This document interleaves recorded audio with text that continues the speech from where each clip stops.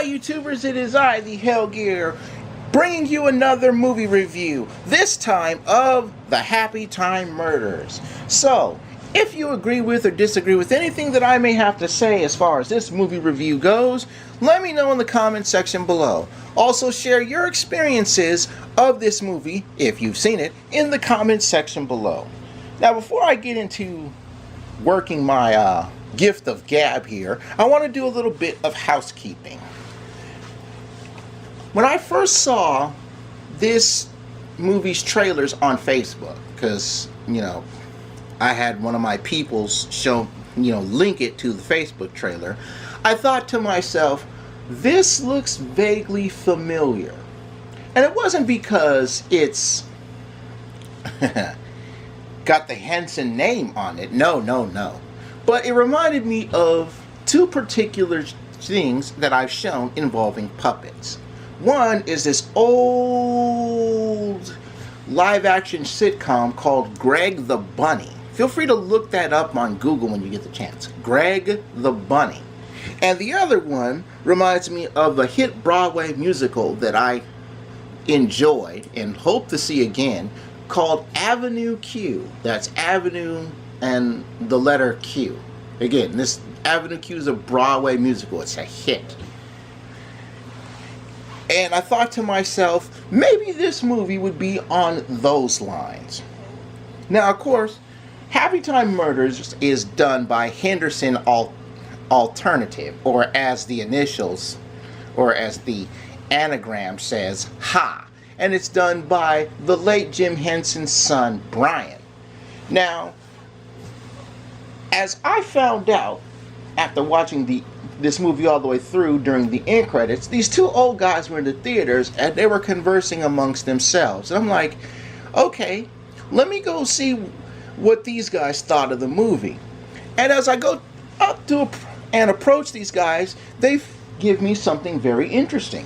One of them read an article about this movie, and it was about Brian Henson's way of this movie is his attempt to degrade his father's work. Apparently he wasn't happy with Jim spending more time with the puppets and all that he ended up despising him. Which is rather surprising because his sister Lisa Henson didn't despise the puppets too much. She was actually very successful, especially with Sid the Science Kid.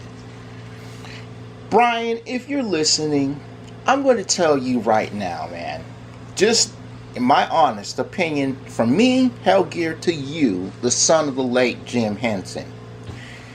In your attempt to degrade your father's legacy of the Muppets and Sesame Street and all that, you have failed to do that. You failed to do that. But I will tell you where you succeeded. Where you succeeded is in doing one thing that your father could not do, especially with the most recently canceled single season of the Muppets that was on ABC, I believe last year. And that is, you made, quote, Big Kids Muppets, end quote. Now, yes, you probably took a lot of heat, and this is no strange news. People are aware of this. Remember how in the trailers that you've seen on TV, how it says, no Sesame, all street? Yeah, Henson Alternative took some heat over that. Not surprising because, as they said, this is not for the little kids. If you're taking your little kids to see this, yeah, get them out of here, because this is an R-rated flick. Okay, this is R-rated.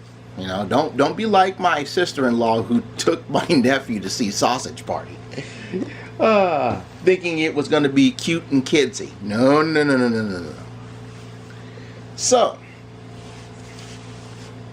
Happytime Murders takes place in Los Angeles, and they've set it up to be like this world where people and puppets live together. They coexist in society.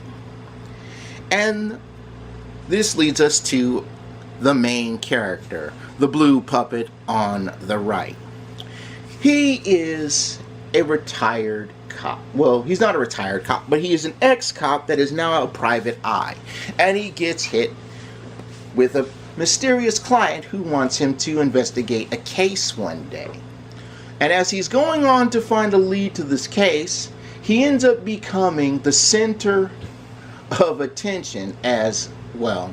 He becomes a primary suspect in a string of murders. And all of these murders revolve around the cast member of a reprise of an old school sitcom that is getting a reprisal called the Happytime Gang. One of the members of this sitcom that's getting a reprisal is is the main puppet's brother, who, as I just mentioned, string of murders involving the Happytime Gang, brother gets whacked. Now, here's the thing. As time goes on with these movies, our friend Bill here, because that's the name of the puppet, and I need to use his name more on, runs into the lady on the left, Melissa McCarthy, who was his old school partner in this ordeal. Now, I'm going to be honest with you. I have seen many of Melissa McCarthy's movies, and she is not funny. Alright? She is not funny. Horrible comic. But this movie, even though is like has murders to it, there is a lot of crude slapstick humor that is funny. And in all honesty, this is perhaps one of her best performances yet, because every other movie I've seen her in has been terrible. She has been horrible, dreadful, thumbs down, grungy, fungy, stinky toes down. Yeah, the whole Animaniacs, Siskel and Ebert deal. But McCarthy's role as Bill's ex-cop partner is a rather interesting one. We find out why these two still have chemistry together in solving their wonderful problems. Now, what's ironic around all these murders, which Bill is being set up for, is he's still trying to figure out the leads on the case involving his client, which is that redhead in the back on the right. And it goes into one of the most illustrious scenes in the trailers that had me just crying. I was so weak. And essentially in the trailer, it's those two doing it. Yeah. Throughout that entire scene in the movie, I was sitting in my chair busting up laughing. It reminded me of the scene from the Broadway musical Avenue Q when they do the song When You're Making Love. It was that good. I could talk about this very, very scene. They even show outtakes of this scene during the end credits. Yeah, that's right. They show outtakes of the puppet smash. That's what kids call sex nowadays. They call it smashing. Yes, the puppet smash scene has outtakes. And during the end credits, it shows the various outtakes, which are wonderful, mind you. But that scene I was crying. It was just so hilarious. Especially, the trailer showed the end result of what happens after the puppet smash, so I'm not going to tell you directly. You just have to see it for yourself, because it is just that damn funny. That was perhaps the funniest scene to me in the entire movie. And if I'm honest, that was the main reason why I wanted to see the movie. I wanted to see how they portray puppet smashing. If it was going to be like the puppet smash from Avenue Q during the song When You're Making Love. I'll be real with y'all. I went to see the puppet smash. I came for the puppet smash. I stayed for the plot, and I'm glad that I stayed for the plot, because the plot is like the old school murder mystery. It's like a puppet version of Who Done It, and it's really intense. the plot line behind it, how Bill gets woven into these wicked weaves and how his partner gets woven into the weaves of this murder case, are very intriguing. It keeps you guessing. And there's even a part that, I'll be honest with you, one of the murders took me completely by surprise. I'm not going to tell you which one it is, but if you've seen the movie, you probably know which murder that was, because it's probably the same murder that took you by surprise as well. Now, I think this was a 2-hour movie. I don't quite remember because, I had a lot going on in my day when I saw this movie here, but it was a very enjoyable movie. It pressed a lot of limits, Then again, for an R-rated puppet movie, which the puppetry, amazing, spot on. These guys knew exactly how to do it. You can tell which puppets were hand puppet drawn. You can tell who was really there. You can tell everything. You couldn't tell the strings. And that's what was great about this. There were no strings going on. You couldn't just see a loose puppet string. You can tell some of the stuff was gimmicky. But the puppeteers did their job. They were as inconspicuous as possible during this movie, and the reaction between puppet and people was just amazing. And the funny thing about this is the drug of choice. Sugar. It's not just because they sing "I Want Candy" at the end of the movie during the end credits, but they actually have sugar as their drug. It's their... To puppets, sugar is essentially crack. Well, not crack, but cocaine. It's their cocaine. Sugar is their cocaine, and they have their own variation of it, which is purple sugar, and it's glittery. It's insane. And the fact that they snort this stuff through Twizzlers is even more insane. It's that hilarious.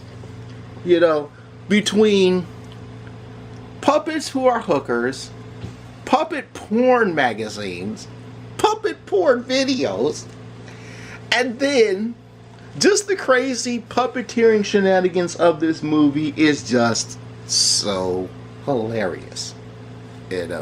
Brian, you did a great job with making this an adult movie, an adult Muppets, and I hope you do more adult Muppet stuff. I'm not gonna lie. I hope you do more adult Muppet stuff. Keep the rated R, keep the puppet smashing, keep the slapstick and crude humor. We adults can't get enough of this. Alright? We can't. And we even managed to tolerate, of course, Melissa McCarthy, who, again, best performance so far in all of her movies, right here in Happytime Murders. It's great. And the fact that the primary way to kill one of these puppets is by having a dog rip them apart, which is sad. Still, it does its job.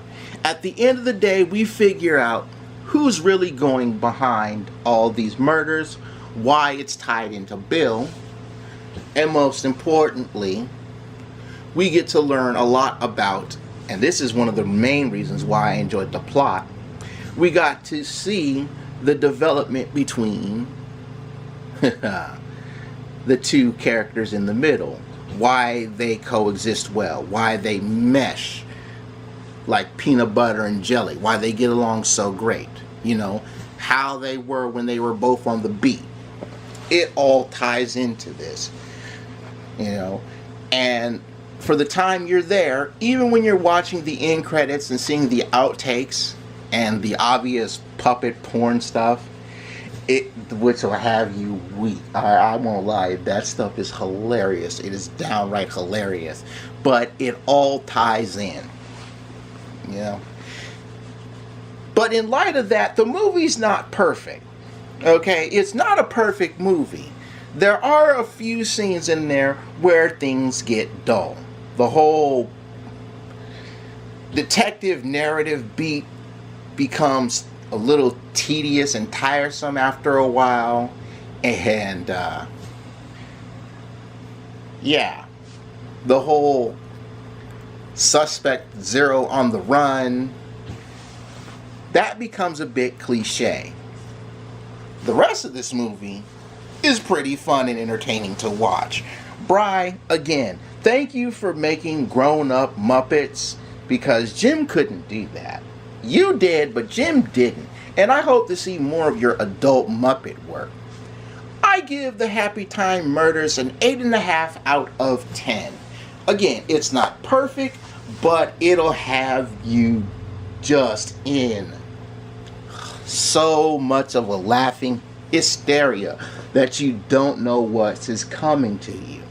The comedy, again, it's crude slapstick humor, but it works. And of course, the puppet smashing scene is still the funniest scene in the entire movie. I love that.